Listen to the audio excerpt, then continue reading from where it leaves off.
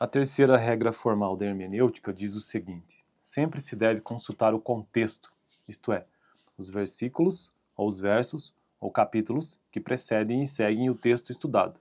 Então, aquilo que está antes do versículo e do verso, que precede esse versículo e verso, e também o que segue, ou seja, o que está depois deles. Essa é a terceira regra formal da hermenêutica.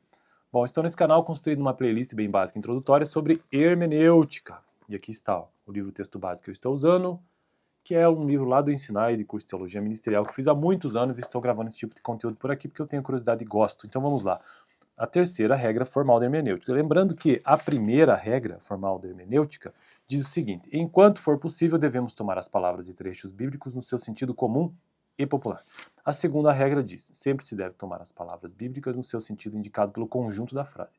E a terceira regra: sempre se deve consultar o contexto, isto é, os versículos ou capítulos que precedem e seguem o texto estudado. E o texto diz o seguinte, aqui é a nossa base: mesmo dominando a primeira e segunda regra formal, o leitor da Bíblia encontrará dificuldades na compreensão de alguns textos. A terceira regra formal, também conhecida como a regra do bom senso, será indispensável no auxílio ao intérprete da Escritura. Em situações de difícil compreensão, será necessário consultar o contexto, ou seja, os versículos ou capítulos que antecedem ou os que precedem ao texto abordado. O contexto ajuda a fechar o sentido de uma palavra ou proposição utilizada pelo autor. Além do mais, não observar o significado, eita, fiquei longe aqui, significado determinado pelo contexto é um gravíssimo erro, talvez o principal dos garimpeiros dos erros do texto bíblico.